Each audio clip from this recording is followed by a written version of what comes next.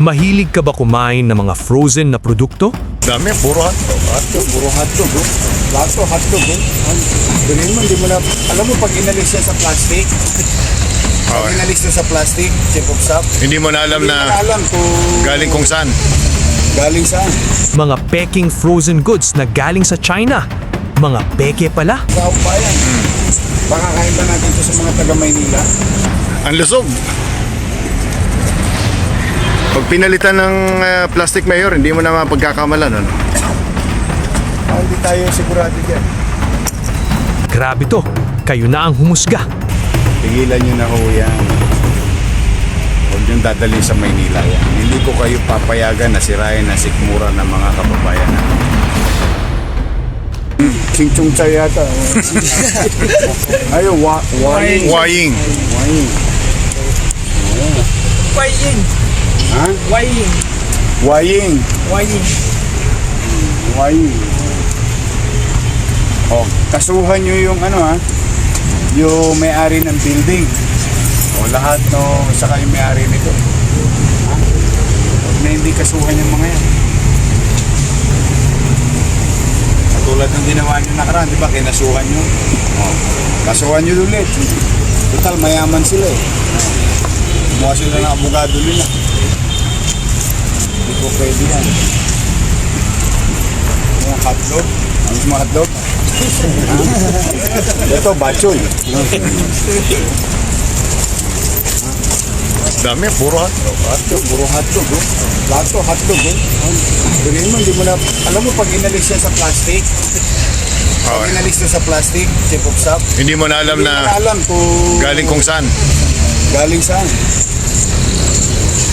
Eh, paano na yung mga nag-aalaga ng baboy sa Pilipinas, nag-aalaga ng manok? Hindi sila unang tatamaan. Tapos hindi pa ligtas sa saong bayan. Baka kain ba natin ito sa mga taga Maynila? Longganisa yata ito eh. Sausage. Sausage. Oh, hotdog sausage. O longganisa nga. Hindi tayo nakakasigurado dyan. Eh. Dami. Pwede ba ito sa buhaya? Taba na siguro ng buhaya sa Manila Zone. Pag-process, hindi pwede. Pero ito turnover sa NMIS. lahat Hindi sa yan. Manila Zoo. Oo. Turnover nyo sa NMIS. Yan ang tulong natin sa national government. Yan naman ang proteksyon ng mga taga-Maynila. Alauna na. Oh. Good job. Palapakan. Yay! Ready. Basta lagi niyong papangalagaan ang kaligtasan ng tao. Yan ang obligasyon natin sa mamamayan. Kayo, taga-DPS, di ba? Yung mga ano natin, taga-linis araw-araw. Sip-sip ng imbornal dito. Sip-sip ng imbornal dito. Maraming salamat sa tulong niyo. Lumilinis ang Manila, tuloy-tuloy lang. So hindi lang malinis ang kalye, dapat malinis din ang pagkain na binibenta sa Manila. Maraming salamat Dr. Santos. Para sa mga kasamahan mo. Tuloy-tuloy nyo lang. Protect local growers, poultry, and protect the public. Ingat kayo ha. Matulog na daw kayo, Mayor.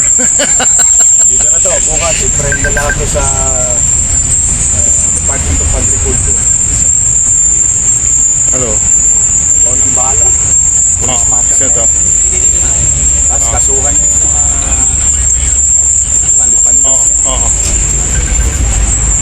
Anong bahala nyo? Ha? Oo. Okay. Good job, good job. Nasa Sampaloc lang kayo. Ito truck, galing din sa China? Sige. Okay. Yung nahuli namin sa nabutas mo yun. O ito. Evidence. Yun yun. Magagamit ito as evidence. Hindi pwede ilabas to. Tsaka yung driver's license, di ba? Nung driver dito, kinuha ninyo? Oo. Part ng evidence to. Itong truck. Ang gawin ninyo, kayo pulis, alam nyo na dapat nyo gawin.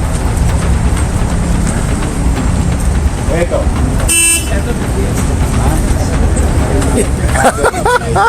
Napatawa lang kita. Good job yan, good job. Ang lusog. Pag pinalitan ng plastic mayor, hindi mo na mapagkakamalan, ano? Hindi tayo sigurado dyan. Grabe. Ang lalakas ang loob nito, hindi pa nadala. Ano? Hindi ko kailangan ba pag may ganyan?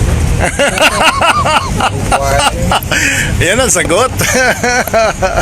Anyway, sa mga...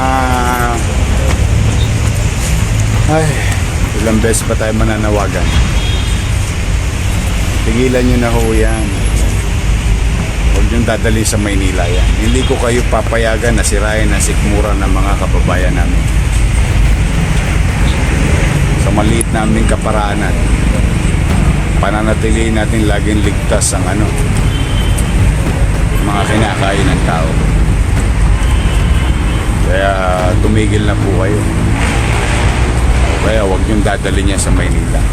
Sayang lang ang pera niyo pag nahuli namin kayo.